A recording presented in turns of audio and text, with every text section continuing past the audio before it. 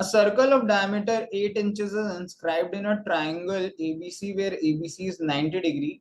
BC 10 is an area of the triangle. Again an easy question from geometry. Geometry से एक comparatively easy question है, ये आपको बस समझ आना चाहिए कि ये 90 डिग्री राइट एंगल ट्राइंगल है, ऑब्वियसली 90 डिग्री है तो ये राइट एंगल होगा। इसके अंदर इंस्क्राइब्ड है एक सर्कल, देखते हैं इसमें एक सर्कल हम बना भी पाते हैं कि नहीं। लेट्स ट्राई, मतलब ड्राइंग यहाँ पे इंपॉर्टेंट नहीं है, बट हालांकि ड्राइंग आपकी अच्छी है तो आप ढंग से बना सकते हो। बी 90 डिग्री है, ठीक है। Let's suppose this is C, this is A, तो ये 90 डिग्री है और इसका जो रेडियस है इसका ये 4 सेंटीमीटर है, 4 इंचेस है कि सेंटीमीटर है, it doesn't matter much also. और पूरा बीसी जो है वो 10 है। तो हमें क्या निकालना है, इस ट्राइंगल का एरिया। इसमें बस एक कॉन्सेप्ट है, और वो कॉन्सेप्ट क्या है, वो कॉन्सेप्ट ये है कि एक पॉइंट से अगर दो टेंजेंट एक सर्कल पे जाते हैं तो वो हमेशा इक्वल होते हैं।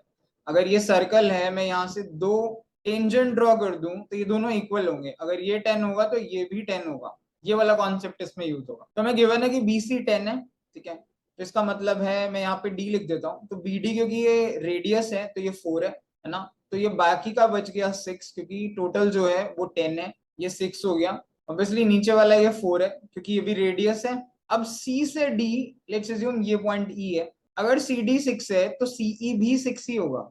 क्यों? क्योंकि एक ही पॉइंट से दो टेंजेंट सेम सर्कल पे ड्रॉ किए गए and they are always equal. And same way में A से E अगर मैं मानूं कि x डिस्टेंस है, तो A से यहाँ पे भी एक पॉइंट ले लेते हैं CDEF, A से F भी x ही होगा। That's the catch. बस अब तो आपको कुछ भी नहीं करना, पाइथागोरस थ्योरम लगाना है, क्योंकि AC square is equal to AB square plus BC square. AC square क्या बनेगा, ये बनेगा x प्लस 6 का whole square hypotenuse, which is equal to base क्या है x प्लस 4 का होल स्क्वायर प्लस हाइट क्या है BC विच इज 10 का स्क्वायर विच इज 100। 10 का स्क्वायर ही लिख देता हूँ। लेट्स ओपन दिस, ये a plus B whole square से खोलूंगा तो ये होगा a square plus b square 36 plus 2ab यानी 12x, that is equal to, right hand side को भी ओपन करते हैं, x square plus 16 plus 8x plus 100। x square से x स्क्वायर कट जाएगा, ये 12x है, ये 8x है, जब ये इधर आएगा तो ये 4x बचेगा, दैट इज इक्वल टू, इस 16 में से ये 36 में से 16 माइनस करूँ तो ये 20 बचेगा यहाँ पे।